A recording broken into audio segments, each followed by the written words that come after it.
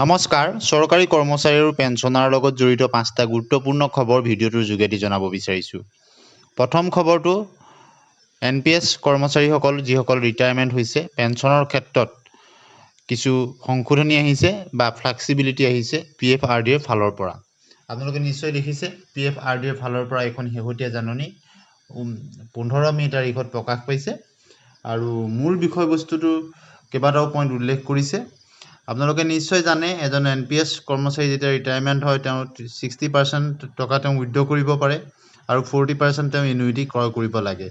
গতিকে বহু কৰ্মচাৰী এনে আছে যিসকলে তেওঁলোকে 60% পইচাটো একেলগতে উঠাব নিবিচাৰে।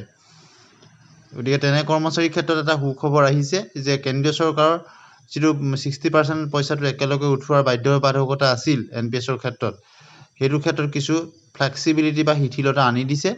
গতিকে এতিয়া এজন কৰ্মচাৰীয়ে 40% তেওঁ এনুইটি ক্ৰয় কৰিব লাগিব, সেইটো বাধ্যতামূলক একেই আছে আৰু বাকী যি 60% টকা তেওঁ একেলগে উঠোৱাৰ নিয়ম আছিল সেই নিয়মৰ ক্ষেত্ৰত তেওঁ যদি ইচ্ছা কৰে তেওঁ কিস্তি হিচাপত ল'ব পাৰিব, অৰ্থাৎ কমকৈ তেওঁ ল'ব পাৰিব, নিৰ্দিষ্ট হিচাপত তেওঁ ল'ব পাৰি, ইয়াৰলি হিচাপত মন্থলি হিচাপত তেওঁ ল'ব পাৰিব আৰু বাকী পইচাটো তেওঁ ইনভেষ্ট হৈ থাকিব।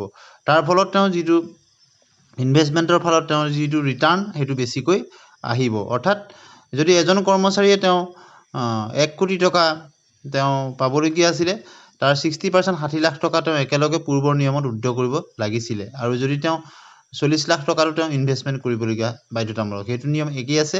কিন্তু বাকী যি 60 লাখ তেওঁ একেলগে উঠাব বিচাৰিছিলে সেই টকাটো তেওঁ 60 লাখকৈ নলৈ বছৰি তেওঁ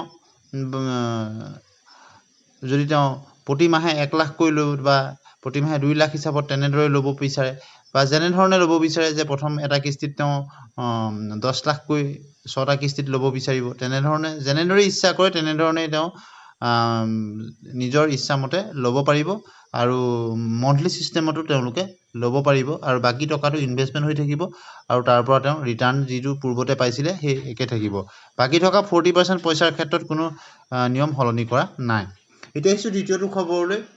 নটিফিকেশ্যনখন আপোনালোকে দেখিছে, এইখন অসম চৰকাৰৰ ভাৰত চৰকাৰৰ গভৰ্ণমেণ্ট অফ ত্ৰিপুৰাৰ ক্ষেত্ৰত দেখা গৈছে, যিহেতু ত্ৰিপুৰা চৰকাৰে প্ৰধানমন্ত্ৰী মহোদয়ৰ যিটো ৱৰ্ক ফ্ৰম হোমৰ কথাটো গুৰুত্ব দিছে আৰু তেওঁলোকে যিহেতু সপ্তাহত কেন্দ্ৰীয় চৰকাৰৰ কৰ্মচাৰীসকলৰ 2টা বন্ধ থাকে, গতিকে এতিয়া যিহেতু কিছু ৱৰ্ক ফ্ৰম হোমৰ ওপৰত গুৰুত্ব দি তেওঁলোকে ত্ৰিপুৰা চৰকাৰে তেওঁলোকে 4টা শনিবাৰেই বন্ধৰ ক্ষেত্ৰত তেওঁলোকে ঘোষণা কৰিছে। অৰ্থাৎ সপ্তাহ 2টা ছেকেণ্ড আৰু 4th যি ছেটাৰডে আছিলে তাৰ লগতে বাকীকেইটা ছেটাৰডেও তেওঁলোকে বন্ধ হিচাপত তেওঁলোকে তেনেদৰে কৰিব বিচাৰিছে। গতিকে যিটো প্ৰধানমন্ত্ৰী মহোদয়ে যিটো ৱৰ্ক ফ্ৰম হোম বা অফিচবিলাকৰ ক্ষেত্ৰত কিছু মিতব্যয়িতাৰ কথা কোৱা হৈছিলে, তেনেধৰণৰ পৰিপ্ৰেক্ষিতত সন্মান প্ৰদৰ্শন কৰি তেনেধৰণৰ সিদ্ধান্ত সাময়িকভাৱে তেওঁলোকে লৈছে। গতিকে আপোনালোকে নিশ্চয় অৱগত হৈছে যে কিছু যুদ্ধৰ পৰিপ্ৰেক্ষিতত ইন্ধনৰ মূল্যবৃদ্ধিকে আদি কৰি বিভিন্ন ক্ষেত্ৰত অসুবিধা যি দেখা দিছে তাৰ লগত মোকাবিলা কৰিব পৰাকৈ ৱৰ্ক ফ্ৰম হোমৰ দৰে বা কিছু ক্ষেত্ৰত কম খৰচ কৰাৰ ক্ষেত্ৰত প্ৰধানমন্ত্ৰী মহোদয়ে যি আহ্বান জনাইছিলে তাৰ প্ৰতি সন্মান বুলি ক'ব লাগিব, যাতে পৰিস্থিতিৰ লগত মোকাবিলা কৰিব পৰা যায়। গতিকে তেওঁলোকে এই চাৰ্কুলাৰখন জাৰি কৰিছে। গতিকে অন্যান্য ষ্টেটৰ ক্ষেত্ৰতো এনেকুৱা ধৰণৰ চাৰ্কুলাৰ বা অহাৰ সম্ভাৱনা আছে অনাগত দিনত। আমি পৰৱৰ্তী সময়ত তেনেধৰণৰ চাৰ্কুলাৰ আহিলে আপোনালোকক নিশ্চয় অৱগত কৰিম।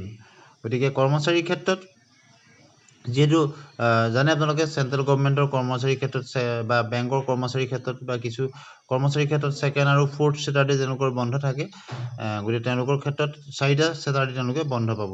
এইটো ত্ৰিপুৰা চৰকাৰৰ কথা। এতিয়া আহিছোঁ অসমৰ সন্মানীয় মুখ্যমন্ত্ৰী হিমন্ত বিশ্ব শৰ্মা ডাঙৰীয়াই এক গুৰুত্বপূৰ্ণ ঘোষণা কৰিছে যে আজিৰ দিনটোত অসমৰ প্ৰশাসনিক আৰু গণতান্ত্ৰিক ইতিহাসত এক যুগান্তকাৰী আৰু স্মৰণীয় অধ্যায় হিচাপে চিহ্নিত হৈ ৰ'ব। সামাজিক মাধ্যমত তেওঁ লিখিছে যে আজি অসম বিধানসভাৰ পবিত্ৰ সদনত সম নাগৰিক সংহিতা, যাক UCC বুলি কোৱা হয়, বিধেয়ক গৃহীত হোৱাৰ জৰিয়তে অসমে দেশৰ ভিতৰতে এক মাইলৰ খুঁটি তেওঁ উপনীত হৈছে বুলি ক'ব লাগিব। গতিকে UCC বিধেয়ক গৃহীত হোৱাৰ জৰিয়তে অসমে দেশৰ তৃতীয়খন ৰাজ্য হিচাপে এক সাহসী প্ৰগতিশীল আৰু সুদূৰ প্ৰসাৰী আইন প্ৰণয়ন কৰিলে। গতিকে যাৰ জৰিয়তে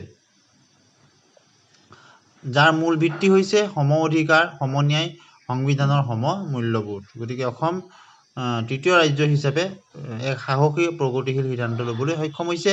বহু দশক ধৰি দেশত সমনাগৰিকৰ সংহিতা কেৱল এক সামাজিক ৰাজনৈতিক বিতৰ্কৰ বিষয় হৈ আছিল, কিন্তু আজি অসমে সেই চিন্তাধাৰাক বাস্তৱ ৰূপ দিলে। সংবিধানৰ অনুচ্ছেদ 44A যি সমতা আৰু ন্যায়ভিত্তিক নাগৰিক ব্যৱস্থাৰ সপোন দেখুৱাইছিল, অসম সমনাগৰিক সংহিতা সেই সপোন বাস্তৱৰ দিশত এক ঐতিহাসিক পদক্ষেপ। এই আইন আমাৰ আদৰ্শ, আমাৰ প্ৰতিশ্ৰুতি আৰু এখন নতুন ন্যায়ভিত্তিক সমাজ গঢ়াৰ অংগীকাৰৰ এক সুস্পষ্ট প্ৰতিফলন। গতিকে এই আইনৰ যোগেদি কেনেদৰে উপকৃত হ'ব তাৰ কথা কৈছে। এই আইন কোনো ধৰ্মৰ বিৰুদ্ধে নহয়, কোনো সম্প্ৰদায়ৰ অধিকাৰ হননৰ প্ৰয়াসো নহয়, বৰং এই আইনে নিশ্চিত কৰিব বিবাহ বিচ্ছেদ, উত্তৰাধিকাৰ, ভৰণ পোষণ আদি চিন্তনীয় বিষয়ত সকলো নাগৰিকৰ আইনৰ দৃষ্টিত সমমৰ্যাদা লাভ। এতিয়া কোনো ব্যক্তিৰ অধিকাৰ ব্যক্তিগত বা ধৰ্মীয় বিধানৰ ভিন্ন ব্যাখ্যাৰ ওপৰত নিৰ্ভৰশীল নহ'ব। সকলোৰে বাবে একেই আইনী সুৰক্ষা আৰু একেই ন্যায় বিচাৰৰ ব্যৱস্থা নিশ্চিত হ'ব। গতিকে যিহেতু সংবিধানত ইয়াৰ অপশ্যন আছিলে আৰু তাক কাৰ্যকৰী দিশত অসম চৰকাৰ অগ্ৰগতি হৈছে, গতিকে ই স্বনিয়ন্ত্ৰিত সাংস্কৃতিক ব্যৱস্থাৰ প্ৰতিও সন্মান জনাইছে। আৰু সেইবাবেই সংবিধানৰ অনুচ্ছেদ 342ৰ অধীনত অন্তৰ্ভুক্ত জনজাতীয় সমাজক এক আইনৰ আওতাৰ বাহিৰত ৰখা হৈছে আৰু তেওঁলোকৰ সামাজিক জীৱনত কোনো যাতে হস্তক্ষেপ নহওক, এই সংবেদনশীল আৰু দায়িত্বশীল দৃষ্টিভংগীকেই এই সিদ্ধান্তত প্ৰতিফলিত কৰা হৈছে। গতিকে অসমৰ ক্ষেত্ৰত কিছু জনজাতিৰ ক্ষেত্ৰত তেওঁলোকক শিথিলতা দিয়া হৈছে আৰু দায়িত্বশীল দৃষ্টিভংগীকে এই সিদ্ধান্তত প্ৰতিফলিত কৰা হৈছে। অসম সমনাগৰিক সংহিতাই সমাজ জীৱনৰ বহু গুৰুত্বপূৰ্ণ ক্ষেত্ৰত এক নতুন শৃংখলা, স্বচ্ছতা আৰু দায়বদ্ধতা আনিব। বিবাহ পঞ্জীয়ন বাধ্যতামূলক হ'ব। গতিকে পঞ্জীয়ন আদালতৰ অনুমোদন অবিহনে বিবাহ বিচ্ছেদ বৈধ নহ'ব। পুত্ৰ আৰু কন্যাই সম অধিকাৰ লাভ কৰিব আৰু লিভ ইন সম্পৰ্কৰ ক্ষেত্ৰতো কিছু নিয়ম নতুনকৈ প্ৰযোজ্য কৰা হৈছে। সমাজত দীৰ্ঘদিন চলি অহা বহু দোষৰ ছবি, বৈষম্য আৰু আইনী জটিলতা দূৰ কৰাৰ ক্ষেত্ৰত এই আইনে যুগান্তকাৰী ভূমিকা পালন কৰিব।